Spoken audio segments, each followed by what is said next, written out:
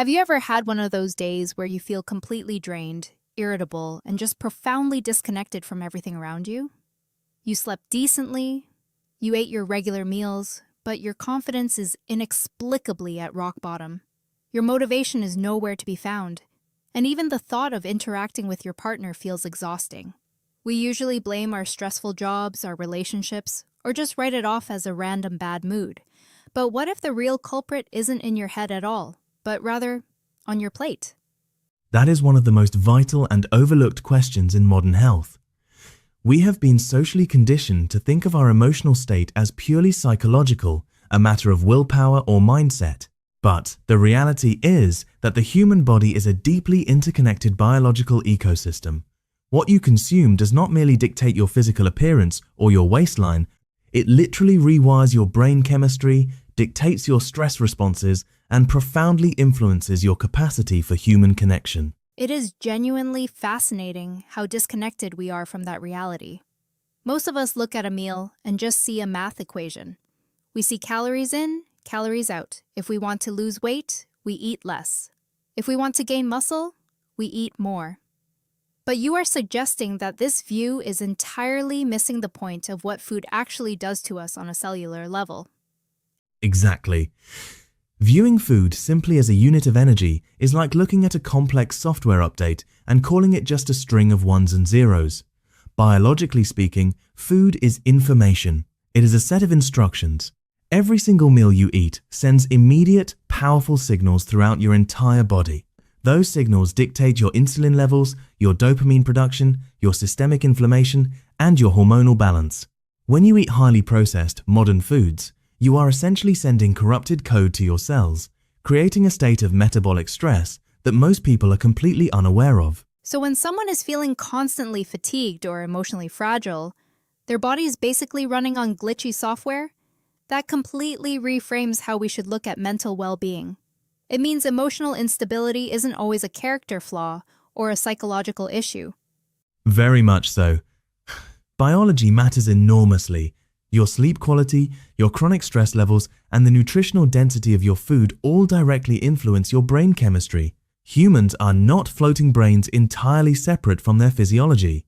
If your metabolism is struggling, your mind will struggle. It is a biological inevitability. Let us dig into the mechanics of that.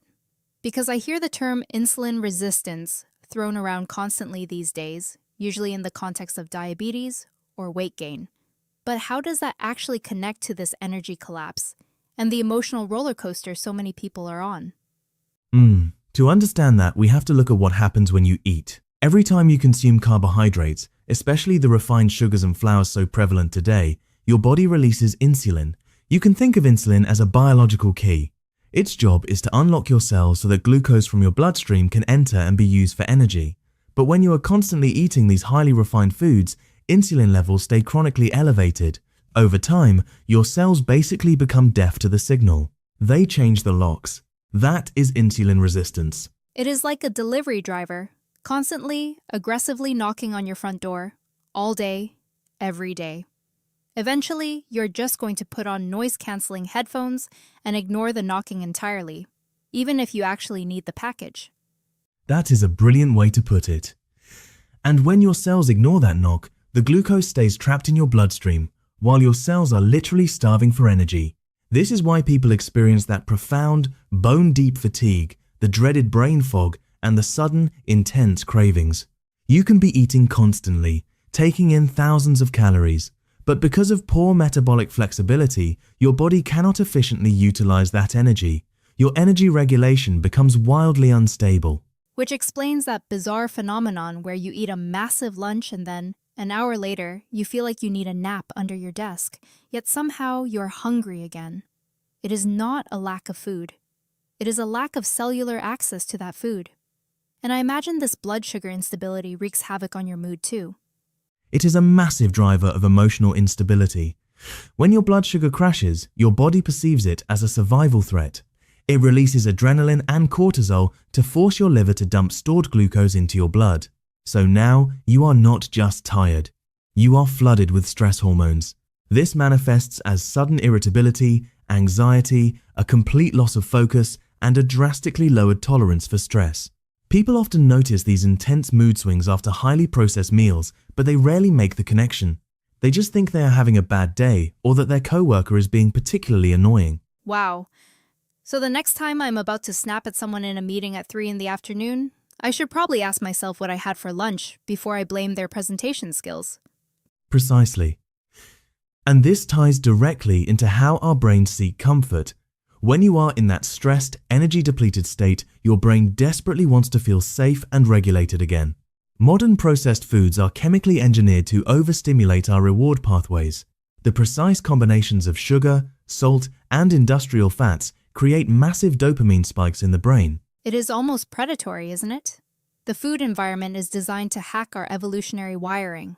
It absolutely is. Evolutionarily, finding sweet, dense energy was rare and vital for survival. Our brains are hardwired to reward us for finding it. But today, when people are chronically sleep-deprived, lonely, overwhelmed by emails, and emotionally exhausted, the brain seeks a quick, reliable reward. And the easiest, cheapest reward available is usually ultra-processed food. This is why emotional eating is so common. It is not simply a lack of discipline. The brain's reward system has been hijacked to seek chemical comfort. That is such a relieving perspective for so many people to hear. We carry so much guilt and shame around our cravings. We tell ourselves we are weak or that we just lack willpower. But you are saying the craving is actually the brain frantically searching for regulation in a biologically chaotic environment. Exactly. Your brain is just trying to do its job, which is to keep you functioning and feeling safe. The problem is, the tool it is using to achieve that safety junk food ultimately causes more long-term damage, specifically through chronic inflammation. Inflammation is another one of those buzzwords that is everywhere right now. We know it is bad, but what is it actually doing to us? And how is the food we eat triggering it? Acute inflammation is a healthy, necessary response to injury or infection. If you cut your finger, it gets red and swells. That is your immune system healing you. But when you have a poor diet, lack of sleep, high psychological stress, and metabolic dysfunction, your body initiates a state of chronic, systemic inflammation. It is a low-grade, constant immune response.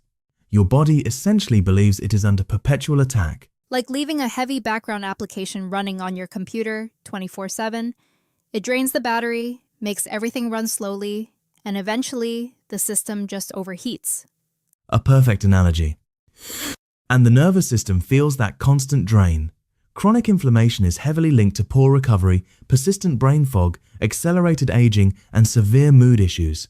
When your immune system is constantly firing, it alters the way your neurotransmitters, like serotonin and dopamine, are synthesized and utilized. You literally cannot produce the chemicals required to feel happy and motivated when you are highly inflamed. That brings us to something I find incredibly profound.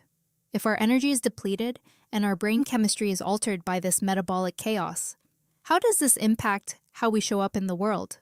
I'm thinking specifically about confidence. We treat confidence as a purely psychological trait. You either have it or you need to read a self-help book to get it. But metabolism must play a role here. It plays a foundational role. Think about what confidence actually requires. It requires physical energy, mental clarity, a sense of safety, and emotional resilience. When you are sleeping poorly, carrying chronic inflammation, and experiencing insulin resistance, your cellular energy drops. When your energy drops, your motivation weakens. Your posture literally changes. You become more risk-averse because your brain doesn't have the metabolic resources to handle potential failure or rejection. That is staggering to think about. So, a lack of confidence might not be imposter syndrome. It might be mitochondrial exhaustion.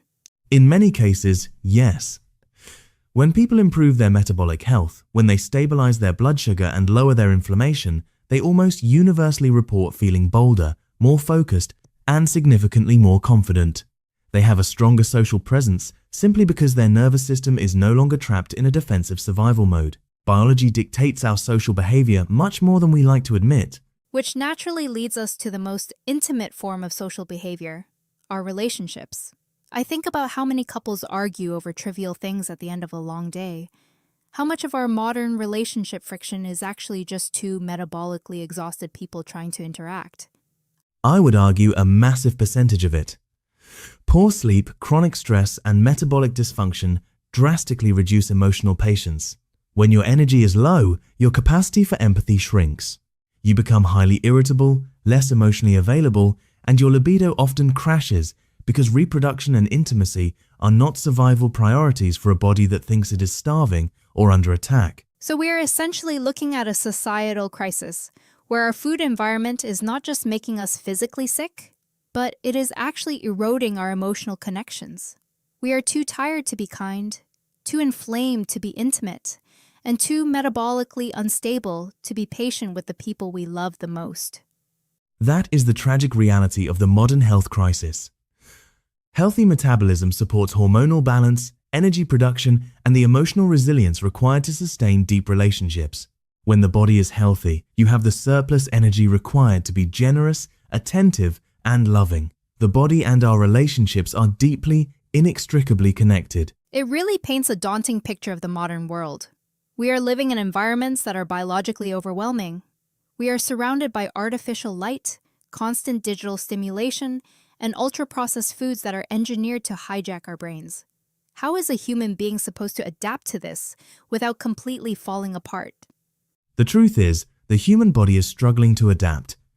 We evolved over millions of years around natural movement, whole foods, sunlight exposure, and long periods of rest and recovery. Today, we consume constant sugar, we eat late into the night, we sit under fluorescent lights, and we are chronically stressed. This creates absolute metabolic chaos. But the good news is that because the body is so responsive, we can reverse this by sending it better information. Let us talk about that reversal, because I do not want to leave everyone feeling hopeless. If our modern environment is the problem, what are the practical, everyday solutions?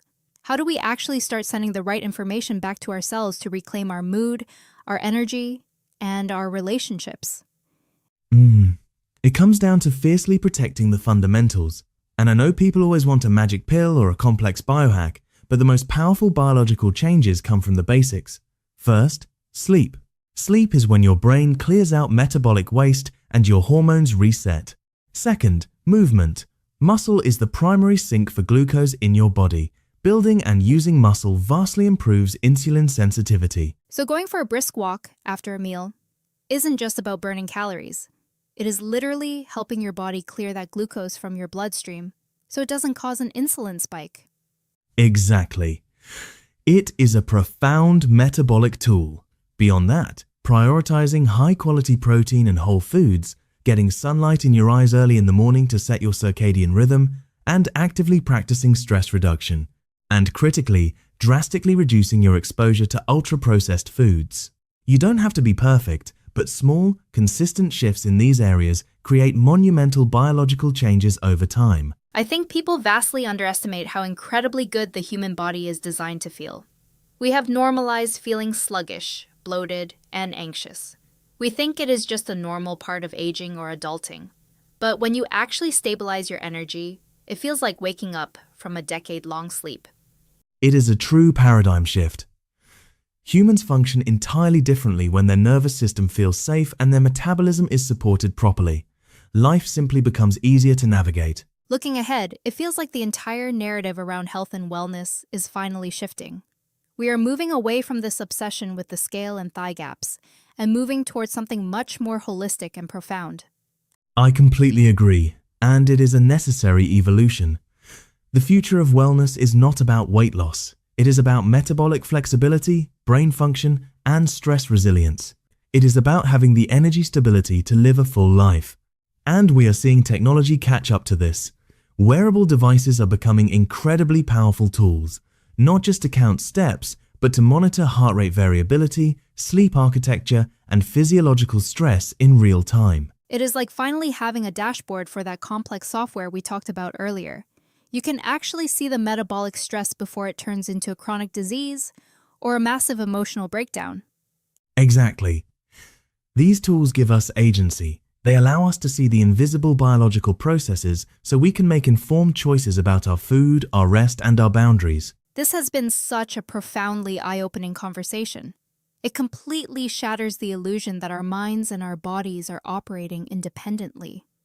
Food is not simply fuel to get us through the workday. It is the very foundation of our mood, our confidence, the quality of our relationships, and our emotional health itself.